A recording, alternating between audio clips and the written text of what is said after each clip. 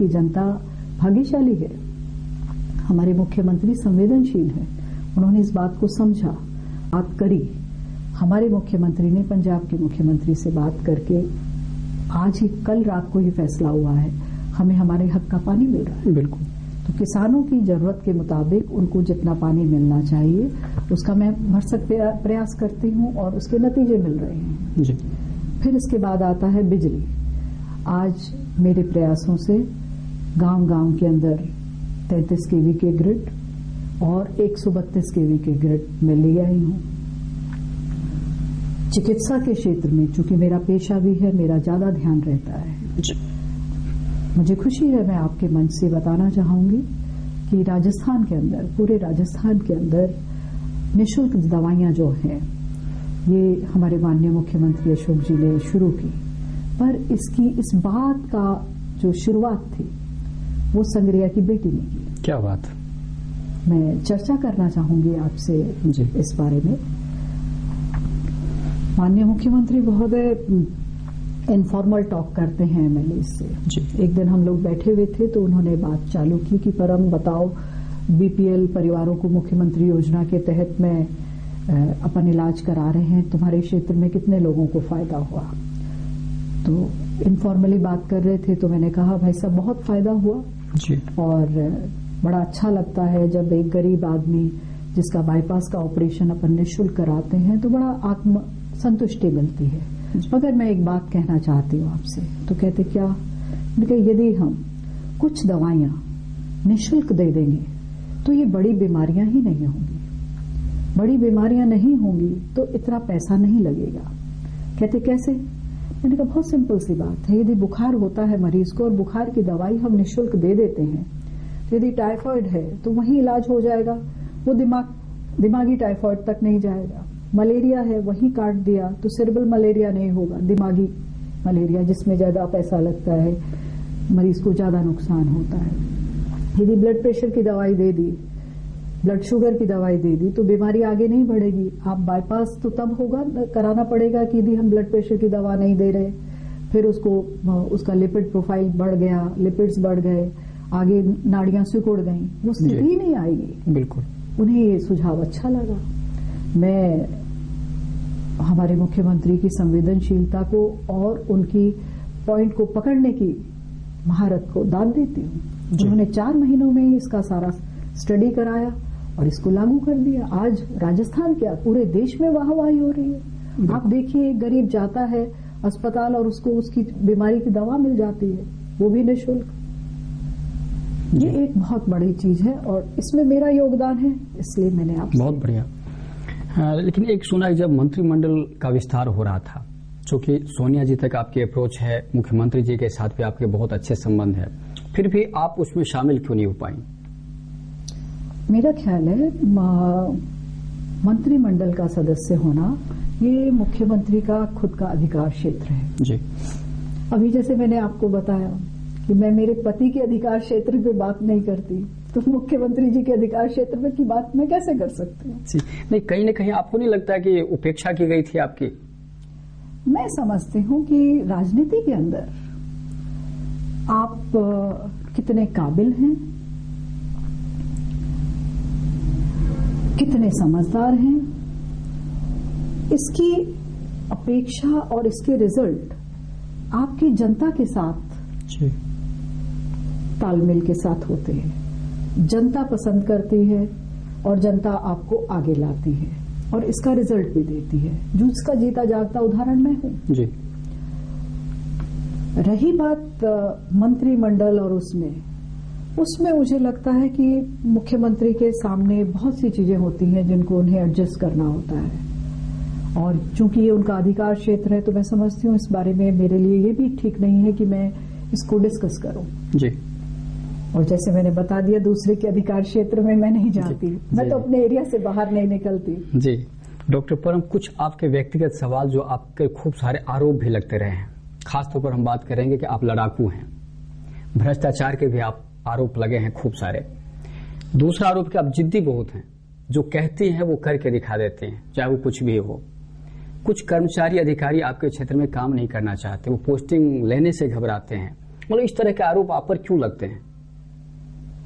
सही बात है आपकी, पर मैं कहना चाहूंगी कि आरोपों का असली जवाब तो संग्रिया की जनता दे देगी अगले चुनावों में जी।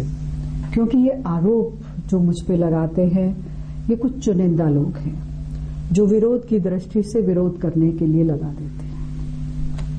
मगर कुछ कहना चाहती हूँ आपसे जी। जब मैं राजनीति में आई और देखा कि किस तरह से विरोधी बात करते हैं,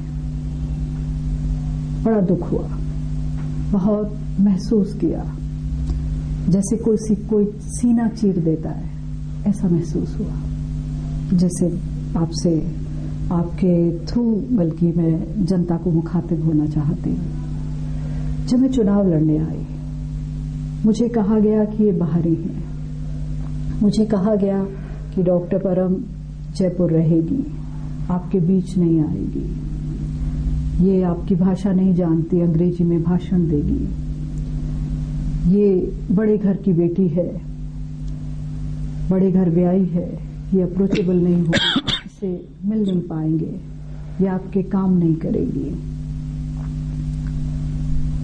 इतने आरोप लगे जी। मैंने इन आरोपों का जवाब नहीं दिया, मैं चुप रही। चुनाव के दौरान भी इन चीजों को सुना, महसूस बहुत किया कि मैं 1952 से जितने चुनाव हुए मैं पहली प्रत्याशी हूं संग्रिया की जिसका संग्रिया के अंदर जन्म हुआ। क्या बात। रामचंद्र जी आए, कुंभाराम जी आए, गुरजंट सिंह जी आए, केसी बिश्नोई जी आए, कोई भी संग्रिया का पैदाइश नहीं है। डॉक्टर परम संग्रिया की पैदाइश है। उसके बावजूद उसके आगे बाहरी प्रत्याशी का तमगा लगाया। एक बड़े अखबार के अंदर 200 प्रत्याशियों की लिस्ट लगी और उसमें उनके अच्छे और बुरे पॉइंट बताए गए, तो उसमें लिखा डॉक्टर परम के लिए कि बाहरी प्रत्याशी। मुझे बड़ा अफसोस हुआ। कहा गया बड़े घर की बेटी है, बड़े घर ब्याई है। मैंने इसका जवाब तो नहीं दिया, पर जनता को ये जरूर बताया कि ये जो डॉक्टर परम है ये अनपढ़ माँ बाप की बच्ची है। ये डॉक्टर इसलिए है कि ये मेरे अनपढ़ माँ बाप की सोच का नतीजा है, उनकी कर्मठता का नतीजा है कि मैंने पढ़ाई की और डॉक्टर बनी। मैं संग्रिया की पहली बच्ची हूँ जो डॉक्टर बनी, पहली बच्ची हूँ जिसने एमडी मेडिसिन किया, पहली बच्ची हूँ जो एमएलए बनी। साथ में मैंने उन्हें ये भी बताया जनता को, आप रतनपुर आओ, हमारा घर देखो, हमारा पुश्तैनी घर जिसकी ईंटें गारे की बनी हुई हैं और वो मेरे पिताजी के हाथों की बनी हुई। कहां से हम उठे, इतने गरीब थे मेरे माता पिता कि मेरे पिता को अपने हाथ से ईंटें बनानी पड़ी और उसका उन्होंने घर बनाया। ये उनकी कर्मठता थी, ये उनके एक अंदर ज़ील थी कि वो आगे बढ़े, अपनी मेहनत की, जीवन में कुछ बढ़े। जी। फिर ये आरोप कि जिद्दी हूं। मैं ये समझती हूं यदि आप किसी चीज के लिए जिद नहीं करेंगे तो आप लक्ष्य नहीं पा सकते। जिद नहीं है तो लक्ष्य नहीं मिलेगा। मैं किसी लक्ष्य के लिए जिद करती हूं और यदि मैं ये लक्ष्य के लिए जिद ना करती तो क्या मैं मेरा मैनिफेस्टो पूरा कर लेती? बिल्कुल। मैं जनता के इतने काम कर लेती। विधानसभा में अपनी बात कहने के लिए कोई पुरजोर तरीके से कहनी पड़ती है, जिद करनी पड़ती है, लड़ाई लड़नी पड़ती है। यदि मैं वो बखूबी नहीं निभा पाऊं तो कैसे काम चलेगा? और दोहरे मापदंड क्यों? आज डॉक्टर परम जनता के काम के लिए यदि वहां जाके लड़ाई करती है और जनता खुश होती है, फिर यदि कोई विरोधी ये कहता है जिद्दी है, तो दोहरे मापदंड क्यों? जिद तो करनी पड़ेगी, काम करने के लिए आपको जिद करनी पड़ेगी। फिर सिर्फ विरोध की दृष्टि से विरोध करने के लिए आप कहें कि आप भ्रष्टाचारी हैं, जनता जवाब देगी ना, परम को जवाब देने की जरूरत नहीं है। बिल्कुल। कर्मचारी, आज मेरे पास हर वो कर्मचारी आने को इच्छुक है जो सच्चा है, ईमानदार है, क्योंकि उन्हें पता है कि दीदी किसी के काम में इंटरफेयर नहीं करती, सिर्फ उन्हें प्रमोट करने की कोशिश करती है। टीचर्स हैं तो मैं उनसे ही कहती हूँ, जहां जाना चाहते हैं बताइए, मैं भेजूंगी आपको, पर प्लीज संग्रिया टिब्बी से बाहर मत जाइए, क्योंकि मेरा लक्ष्य है संग्रिया का विकास, और विकास की जो धुरी है वो शिक्षा से चालू होती है। मैं तो खुद चाहती हूँ कि ज्यादा से ज्यादा टीचर्स आए, तो मैं उनपे एक मॉरिटोरियम लगा दिया, बाहर नहीं जाओगे, यहीं रहना चाहते हो तो रहो, बाहर से अपने रिश्तेदार लाते हो, यू आर ऑलवेज वेलकम, लाइए, मैं लेके आऊंगी। जी, ये जो काम करने वाले लोग हैं वो तो जाना चाहते हैं, यानी आप कहना ये चाहते हैं कि जो कामचोर हैं वो नहीं जाना चाहते? बिल्कुल, आप समझ लीजिए, जो कामचोर है वो नहीं जाना चाहता, जो ईमानदार नहीं है वो नहीं आना चाहता, क्योंकि मैं ईमानदार हूँ, मैं भी आदमी की ईमानदारी को परखती हूँ। मैं अपने काम के प्रति इतनी ईमानदार हूँ, अपनी बात के प्रति इतनी ईमानदार हूँ, जनता के प्रति इतनी ईमानदार हूँ कि इस चीज को आप परख सकते हैं। जी। यदि मैं जनता के बीच में जाके मंच पे बात कह दूं कि यदि मैंने कोई गलती की है तो मुझे कहा जाए, इतना मादा मैं क्यों रखती हूँ? इतना मादा मैं इसलिए रखती हूँ क्योंकि मैं सच्ची हूँ और सही हूँ और जनता के प्रति पूर्ण रूप से ईमानदार हूँ। संग्रिया की जनता इस बात को समझती है कि डॉक्टर परम यहाँ पे क्यों आई है, जिसने 10 साल सिर्फ इस बात का इंतजार किया कि यदि चुनाव लड़ना है तो संग्रिया से लड़ना है, संग्रिया की जनता के लिए राजनीति में पद लेना है। तो आज जनता इस बात को समझ रही है। कितनी विकट परिस्थितियां थी जब मैंने चुनाव लड़ा। ब्लॉक कांग्रेस के अध्यक्ष ने इस्तीफा दे दिया था 2008 में, सारी की सारी जो संग्रिया की कांग्रेस थी उसके साथ अलग चली गई थी। डॉक्टर परम क्यों जीती? डॉक्टर परम इसलिए जीती कि जो जनता थी, जनता ने इस बात का मर्म समझा कि ये परम जो है संग्रिया के विकास के लिए आई है, इसका अपना विकास तो हो चुका था। जी। डॉक्टर परम डॉक्टर बन चुकी थी, पढ़ लिख चुकी थी, एक बड़े अफसर से शादी हो चुकी थी, भरा पूरा घर है मेरा। सबको पता था कि सरदार सुरजीत सिंह जी ने ये डिसीजन क्यों लिया। लोग कहते हैं कि टाटा बिरला अपनी मातृभूमि के लिए बहुत कुछ करते हैं, बड़े बड़े उद्योग लगाते हैं, स्कूल खोलते हैं। संग्रिया की जनता इस बात को समझती है कि सरदार सुरजीत सिंह जी ने यदि अपनी मातृभूमि के लिए कुछ किया तो उन्होंने अपनी बेटी को उसकी सेवा करने के लिए भेज दिया। जी। इस वजह से जनता ने मुझे जिताया। जी। ये भ्रष्टाचार के आरोप क्यों लगे आप पर? मैं समझती हूँ कुछ विरोधी हैं जो कहना चाहते हैं, और बड़ी अफसोस की बात है ये कि किसी भी महिला को जिस तरह से आरोप लगते हैं कुछ भी कह दिया जाता है।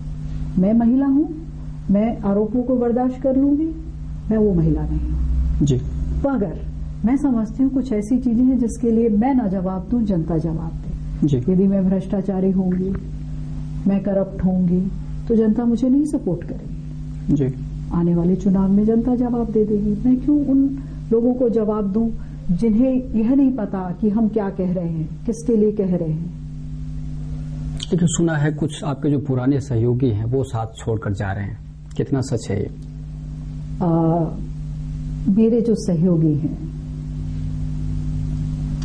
असल मायने में जो सहयोगी हैं वो मेरे साथ हैं। जी। चंद कुछ लोग जो ये चाहते थे कि वो एमएलए का स्टीयरिंग चलाए, उसे स्टेयर करे कि जहां वो चाहे वहां एमएलए जाए, जहां वो ना चाहे वहां एमएलए ना जाए। जो मेरे कंधे पे बंदूक चला के किसी को निशाना बनाना चाहते थे, वो लोग मुझसे दूर हैं। क्यों? क्योंकि मैं ये चीजें पसंद नहीं करती। मैं आज भी एक बात कहती हूं, यदि किसी भाई ने मुझे वोट नहीं दिया तो इसका मतलब ये नहीं है कि मैं उसके खिलाफ हो जाऊं। मैं जनप्रतिनिधि हूं, मेरा फर्ज है कि हर व्यक्ति विशेष को मैं साथ लेके चलूं और उसके हित में काम करूं। कुछ चंद लोग, जैसा कि अक्सर होता है, जितने भी जनप्रतिनिधि हैं उनके कुछ चंद लोग होते हैं, वो कहते हैं ये करो और उस हिसाब से किया जाता है। मैं कहती हूं मैं हर किसी की